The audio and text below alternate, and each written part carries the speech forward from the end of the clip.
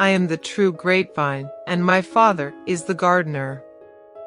He cuts off every branch of mine that doesn't produce fruit, and he prunes the branches that do bear fruit, so they will produce even more. You have already been pruned and purified by the message I have given you. Remain in me, and I will remain in you.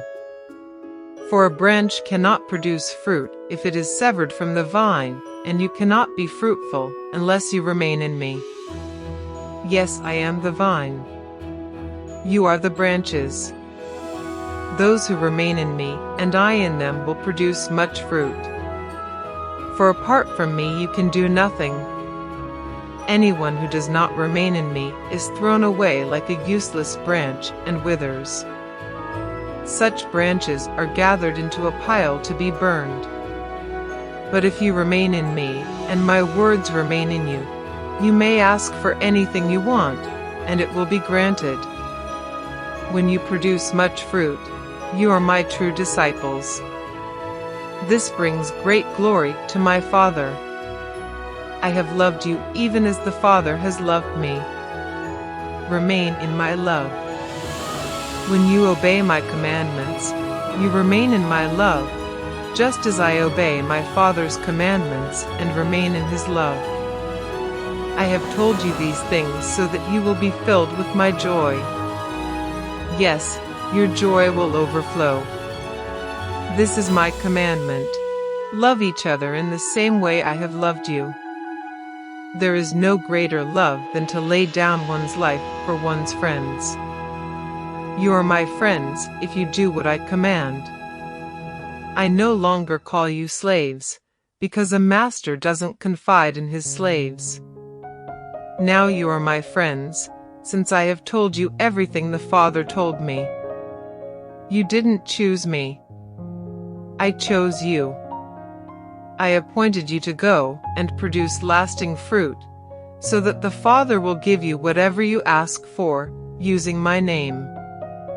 This is my command: love each other.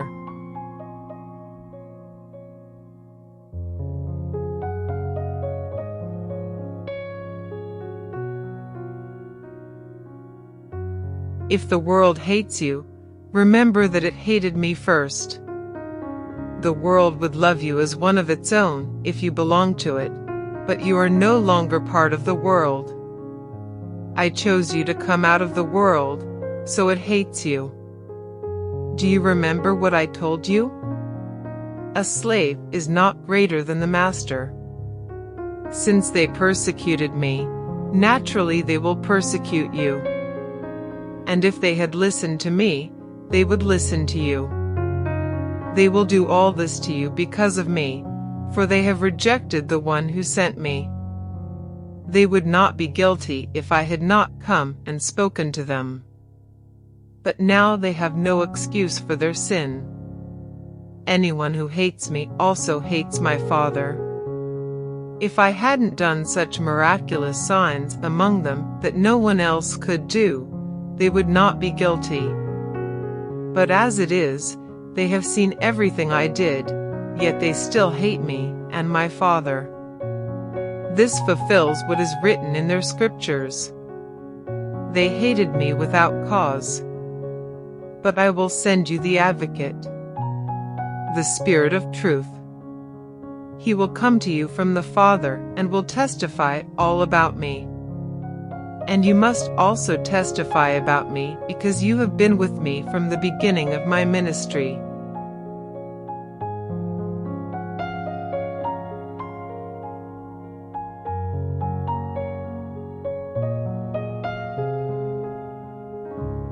I have told you these things so that you won't abandon your faith.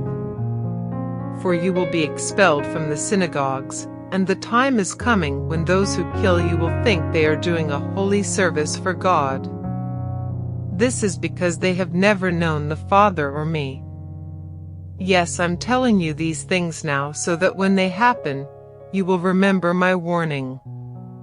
I didn't tell you earlier because I was going to be with you for a while longer. But now I am going away to the one who sent me, and not one of you is asking where I am going. Instead, you grieve because of what I've told you. But in fact, it is best for you that I go away, because if I don't, the advocate won't come. If I do go away, then I will send him to you. And when he comes, he will convict the world of its sin, and of God's righteousness, and of the coming judgment. The world's sin is that it refuses to believe in me. Righteousness is available because I go to the Father, and you will see me no more. Judgment will come because the ruler of this world has already been judged. There is so much more I want to tell you, but you can't bear it now. When the Spirit of truth comes, he will guide you into all truth. He will not speak on his own, but will tell you what he has heard. He will tell you about the future. He will bring me glory by telling you whatever he receives from me. All that belongs to the Father is mine. This is why I said the Spirit will tell you whatever he receives from me.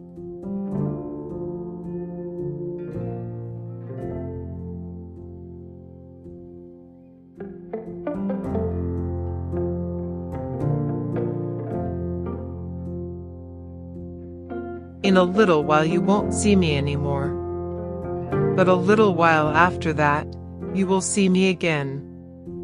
Some of the disciples asked each other, "What does he mean when he says, 'In a little while you won't see me, but then you will see me and I am going to the Father'? And what does he mean by 'a little while'? We don't understand." Jesus realized they wanted to ask him about it, so he said, "Are you asking yourselves what I meant? I said in a little while you won't see me, but a little while after that you will see me again. I tell you the truth, you will weep and mourn over what is going to happen to me, but the world will rejoice. You will grieve, but your grief will suddenly turn to wonderful joy. It will be like a woman suffering the pains of labor. When her child is born, her anguish gives way to joy, because she has brought a new baby into the world. So you have sorrow now, but I will see you again. Then you will rejoice, and no one can rob you of that joy. At that time you won't need to ask me for anything. I tell you the truth, you will ask the Father directly, and he will grant your request, because you use my name. You haven't done this before. Ask using my name and you will receive, and you will have abundant joy. I have spoken of these matters in figures of speech, but soon I will stop speaking figuratively, and will tell you plainly all about the Father. Then you will ask in my name. I'm not saying I will ask the Father on your behalf. For the Father himself loves you dearly, because you love me, and believe that I came from God. Yes, I came from the Father into the world, and now I will leave the world and return to the Father. Then his disciples said, "At last you are speaking plainly, and not figuratively.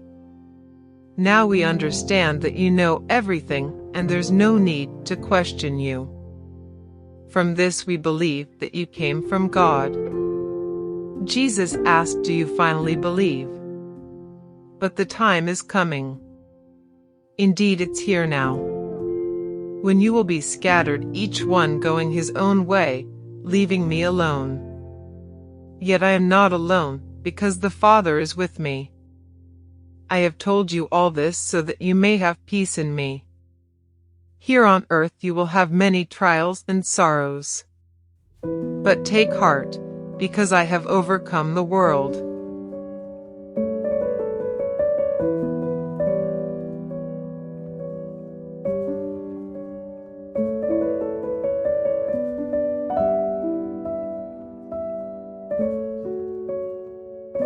After saying all these things, Jesus looked up to heaven and said, "Father, the hour has come. Glorify your Son so he can give glory back to you. For you have given him authority over everyone. He gives eternal life to each one you have given him. And this is the way to have eternal life, to know you, the only true God, and Jesus Christ, the one you sent to earth. I brought glory to you here on earth by completing the work you gave me to do. Now, Father, bring me into the glory we shared before the world began. I have revealed you to the ones you gave me from this world. They were always yours. You gave them to me, and they have kept your word. Now they know that everything I have is a gift from you. For I have passed on to them the message you gave me. They accepted it and know that I came from you, and they believe you sent me. My prayer is not for the world, but for those you have given me, because they belong to you.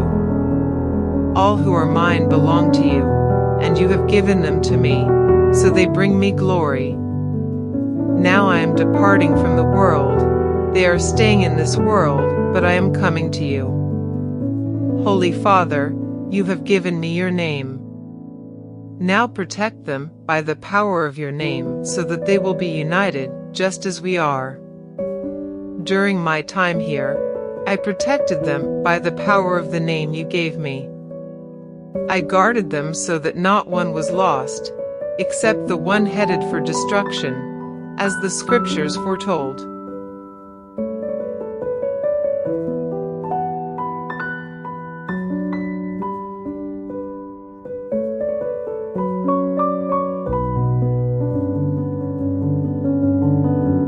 Now I am coming to you. I told them many things while I was with them in this world, so they would be filled with my joy.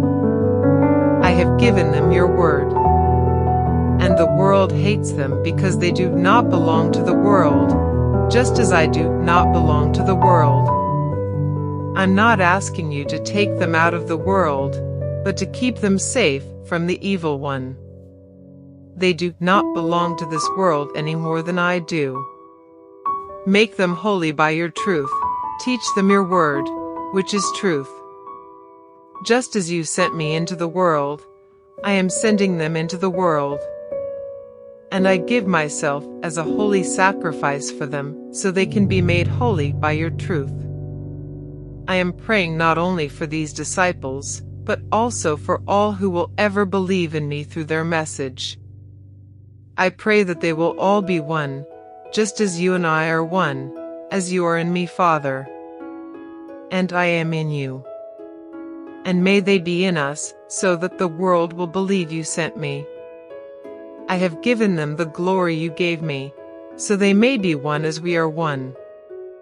I am in them, and you are in me. May they experience such perfect unity that the world will know that you sent me, and that you love them as much as you love me. Father, I want these whom you have given me to be with me where I am. Then they can see all the glory you gave me because you loved me even before the world began. O righteous Father, the world doesn't know you, but I do, and these disciples know you sent me. I have revealed you to them, and I will continue to do so. Then your love for me will be in them, and I will be in them.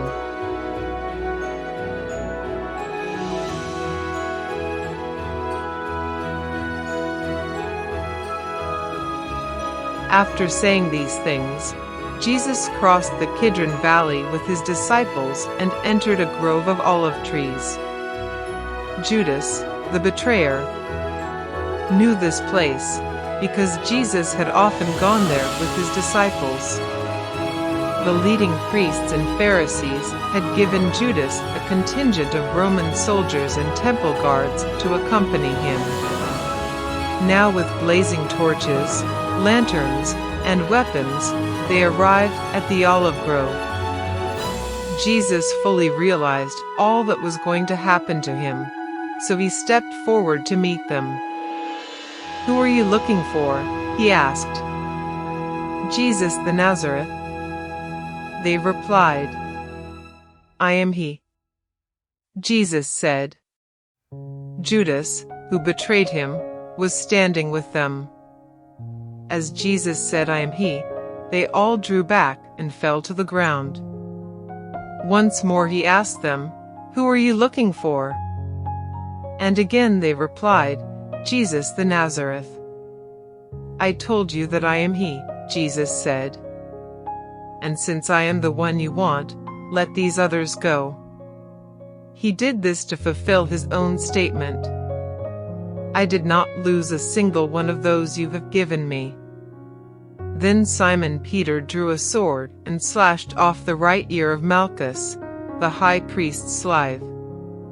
But Jesus said to Peter, "Put your sword back into its sheath. Shall I not drink from the cup of suffering the Father has given me?"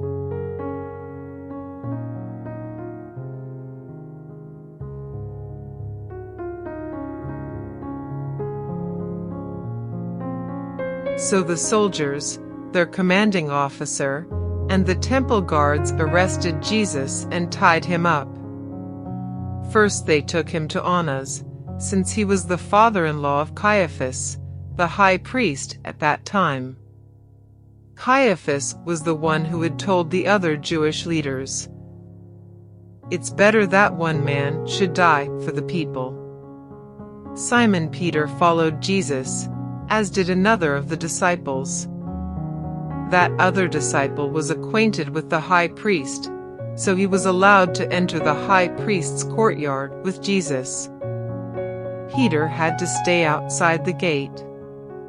Then the disciple who knew the high priest spoke to the woman watching at the gate, and she let Peter in. The woman asked Peter, "You're not one of that man's disciples, are you?" "No," he said, "I am not." Because it was cold, the household servants and the guards had made a charcoal fire. They stood around it, warming themselves, and Peter stood with them, warming himself. Inside, the high priest began asking Jesus about his followers and what he had been teaching them. Jesus replied, "Everyone knows what I teach. I have preached regularly in the synagogues and the temple, where the people gather. I have not spoken in secret. Why are you asking me this question? Ask those who heard me. They know what I said." Then one of the temple guards standing nearby slapped Jesus across the face. "Is that the way to answer the high priest?" he demanded. Jesus replied, "If I said anything wrong, you must prove it. But if I'm speaking the truth, why are you beating me?" Then Annas bound Jesus and sent him to Caiaphas, the high priest. Meanwhile, as Simon Peter was standing by the fire warming himself, they asked him again, "You're not one of his disciples, are you?" He denied it, saying, "No, I am not." But one of the household slaves of the high priest, a relative of the man whose ear Peter had cut off, asked, "Didn't I see you out there in the olive grove with Jesus?" Again Peter denied it. And immediately a rooster crowed.